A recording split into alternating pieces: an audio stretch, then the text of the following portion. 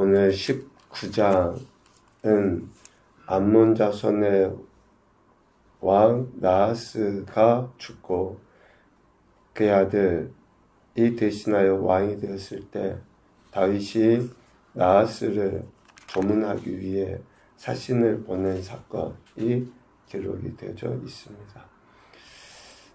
다윗이 호의를 베푼 것을 오해한 음모라고 여긴 나하스의 아들에 의해 시리적인 전쟁이 일어나게 된 것을 보죠.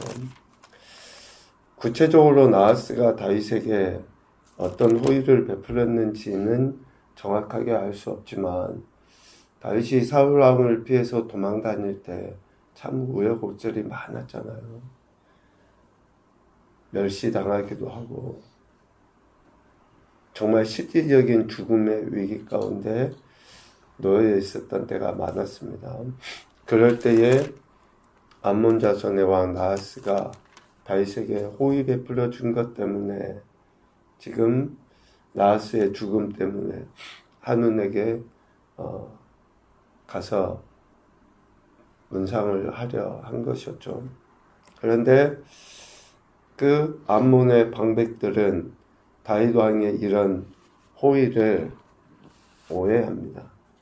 자신들을 죽이고 자신들의 땅을 정복하기 위함이다 라고 한 거예요. 그 오해의 모습이 어떻게 점진적으로 좋지 않은 행태로 나타나는지를 오늘 19장에 보면 알 수 있어요. 19장 3절 전반부에 보면 다윗은 나하스에 대한, 그러니까 암몬 왕에 대한 그 존경심을 폄훼시킵니다. 자신들의 왕, 이제 죽긴 했지만 자신들의 왕을 다윗이 존경하고 또 높여주면 그것이 자신들의 그 영광이 될 수 있잖아요. 그런데 다윗이 죽은 자신들의 왕을 존경하는 것을 폄훼해요. 참 미련하죠. 누군가가 우리 아버지를 높여주고 인정해주면 그것은 결국 나를 인정해주는 거잖아요. 자신을 높이는 거예요. 그런데 암몬 자손의 방백들은 다윗이 나하스를 높이고 존경하려 한 것을 폄훼시켜요. 19장 3절 하반부에 보면 그래서 다윗의 신하들을 정탐꾼으로 여겨요. 이 땅을 엿보고 정탐하여 전복시키고자 함이 아닙니까? 정탐꾼으로 여겨요. 순수하게 조문하러 온 사람들을, 그러니까 큰 이런 전쟁들이 있어도 좀 나라의 어떤 그 행사들을 하는 날, 그런 날에는 전쟁도 멈춘다고 하잖아요.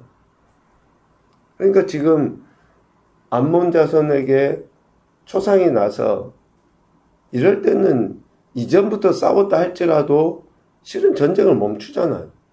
그런데 암몬 자손의 방백들은 다윗의 신하들, 조문하러 온 자들을 어때요? 정탐꾼으로 여겨요. 19장 4절은 그렇게 정탐꾼으로 여기니 곱게 돌려보낼 수가 없죠. 다윗의 신하들을 수치스럽게 만들어버려요. 수염을 깎고 그들의 의복, 볼기 중간까지 자르고 엉덩이가 다 보이게끔 만들어버렸다는 선한 의도를 가지고 온 사람들을 가장 수치스러운 모습으로 만들어서 돌려보내죠. 더 나아가서 19장 6절 이제 뒤늦게 깨달아요. 다윗에게 믿게 한 줄 안지라. 한운과 암몬 자손은 더불어 은 1000달란트를 아람 나아라임과 아람 마아가와 소바에 보내 병거와 마병을 샀다, 상냈다 라고 이야기하잖아요. 아람의 용병들을 사서 다윗과 싸우려고 합니다.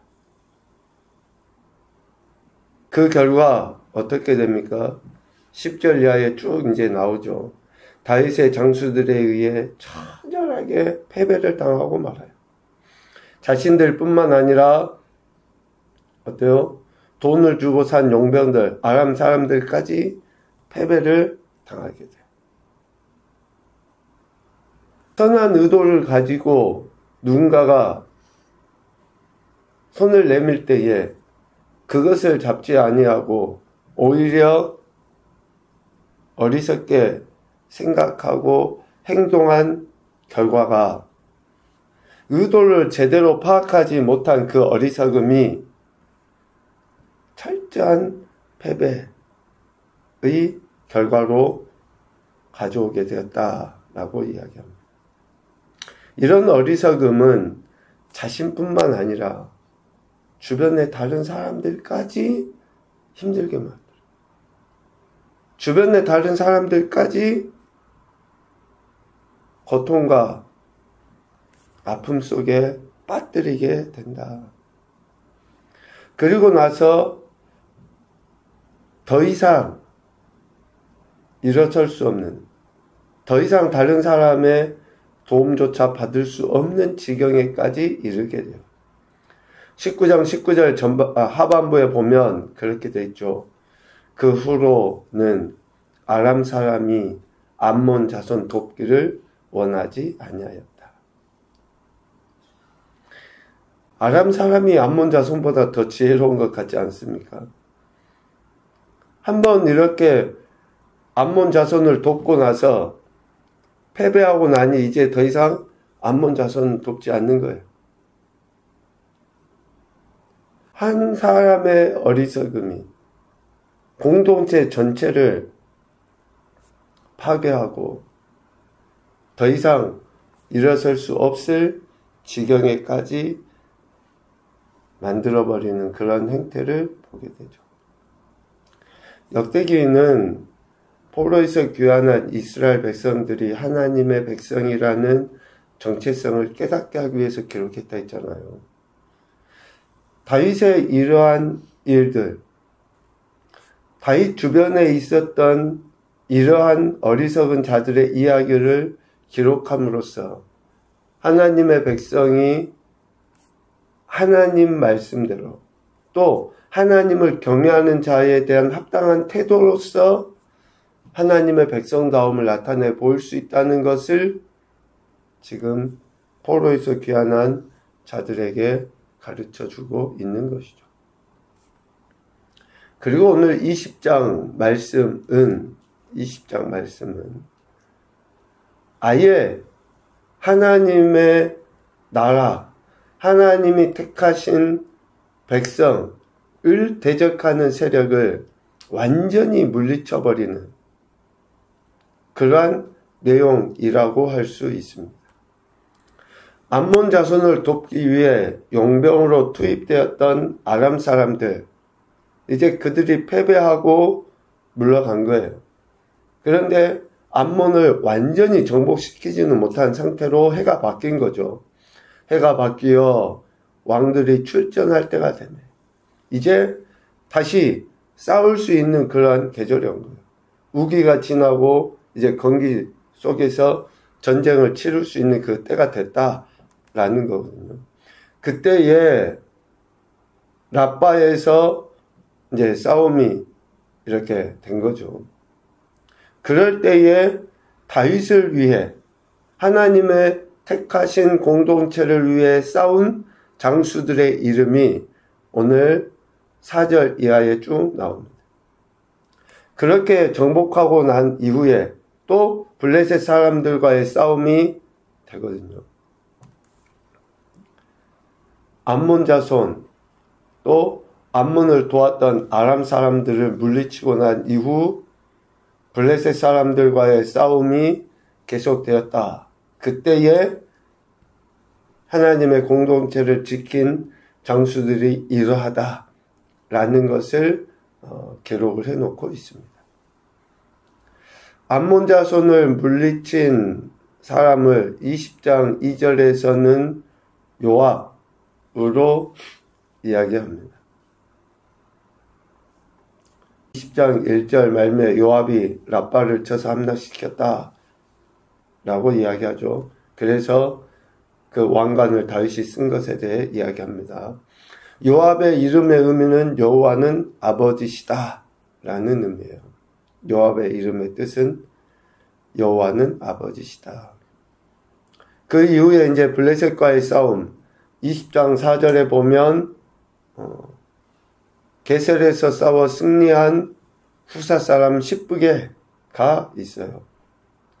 키가 큰 자 중에 아들 십배를 쳐서 죽인 사람이죠. 십부게의 이름의 뜻은 여호와께서 간섭하신다 라는 의미예요. 여호와께서 간섭하신다. 섭리하시는 거죠. 또 다시 전쟁이 있을 때에 야일의 아들 엘하난이 골리앗의 아우 라흐미를 죽입니다. 그도 무지막지한 거인이죠. 창자루가 배틀채 같을 정도로 엄청난 거인입니다. 엘하난의 이름의 뜻은 하나님의 은혜라는 의미가 있어요. 그가 골리앗의 아우를 죽입니다. 또 가드에서 전쟁이 있을 때 20장 7절 누가 이깁니까? 시므아의 아들 요나단이 이겨요. 그가 쳐서 물리친 자는 키가 큰 자인데 손과 발의 가락이 6이 모두 24인 사람이 거인인데 특이하게도 손과 발에 다 6개씩 있어요. 그러한 정말 어쩌면 괴물 같은 자를 요나단이 이겨요. 다윗의 형 시므아의 아들 요나단이 이깁니다. 요나단의 이름의 뜻은 하나님께서 주신다 라는 의미가 있어요. 하나님 아버지께서 섭리하셔서 그 은혜로 하나님께서 이기게 하신 거예요. 다시요. 요압 그리고 십부게 엘하난 요나단의 이름을 쭉 연결을 한번 해보세요. 다윗을 대적했던 다윗의 왕국 즉 이스라엘 공동체를 대적했던 주변의 나라들과 싸워서 이긴 다윗의 장수들의 이름을 연결해보면 하나님 아버지께서 섭리하셔서 하나님의 은혜로 하나님께서 이기게 하신 거예요. 철저하게 하나님이 택하신 그 공동체 이스라엘을 하나님의 은혜로 역사하심으로 말미암아 승리하게 된 것이다 라는 것을 이야기합니다. 그러니까 포로에서 귀환한 이스라엘 백성들의 그 패배의식과 그 황량하고 어쩌면 황망하게까지 한 그 상태에서 다윗의 그 하나님이 지금 자신들의 그 하나님 되신다라고 하는 것을 깨닫게 하기 위하여 지금 다윗의 승리를 기록한 것이다 라는 것이죠. 다윗의 신복들의 승리는 곧 다윗의 승리입니다. 20장 8절에 보면 다윗의 손과 그 신하의 손에 다 죽었더라. 대적하는 자들이 그랬다는 거죠. 다윗의 손은 이스라엘을 대표하는 의미예요. 즉 하나님의 택함받은 백성 이스라엘을 대적하는 것은 결국 하나님이 세운 왕을 대적한 것이고 더 나아가서는 하나님을 대적하는 것이다 라는 것을 이야기해요. 그래서 하나님의 택함 받은 백성, 하나님이 세우신 왕을 하나님이 지키시고 보호하시고 승리하게 하신다 라는 것을 지금 이스라엘, 즉 포로에서 귀환한 이스라엘에게 깨닫게 하려 한 것이죠. 하나님은 택하신 백성을 통해 승리케 하심으로 하나님께서 승리하신 것이라는 것을 분명히 가르쳐 보여주십니다. 19장과 20장의 이 전쟁사는 패배의식 속에 있는 이스라엘을 다시금 하나님께서 섭리하심으로 말미암아 온전케 하신다라는 것을 저들에게 각인시키기 위해 기록되어졌다라고 할 수 있을 것 같습니다. 첫 번째 교훈입니다. 호의를 음모로 오해, 왜곡하는 어리석음은 불신앙 때문이다. 하나님께서 우리에게 주신 은혜와 또 하나님이 세우신 자들로 말미암아 우리에게 주어진 혜택은 우리가 있는 그대로 받고 더 감사함으로 나가야죠. 믿음의 사람이라면. 그런데 그것을 오해하고 왜곡하는 것은 불신앙 때문이에요. 두 번째, 거룩한 공동체를 지키는 영적인 군사라는 정체성을 잊지 말자. 저와 여러분은 거룩한 공동체를 지키는 영적인 군사예요. 그래서 말씀을 듣고 말씀의 힘을 얻어서 그 말씀 붙잡고 싸워나가는 것이죠. 세 번째, 하나님의 함께하심이 진정한 승리요 복이라는 사실을 기억하자. 늘 우리와 함께하시는 그 하나님을 의식하며 사는 것이 승리예요. 언제 어디서나 어떤 상황에서도 하나님이 지금 나와 함께하고 계신다. 내가 하나님의 영적인 군사다. 라고 의식하며 사는 것이 진정한 승리를 얻게 하고 그것이 복이다. 라는 것을 우리에게 가르쳐 주십니다. 오늘도 하나님 나라 백성일 뿐 아니라 십자가 군병으로서의 사명을 잘 감당할 수 있도록 하나님 말씀 의지하고 그 말씀이 이끄시는 뜻대로 순종하여 진정한 승리를 얻고 더 큰 영광을 올려드리시는 겨우복된 한날이 되시기를 주님의 이름으로 축복합니다. 아멘.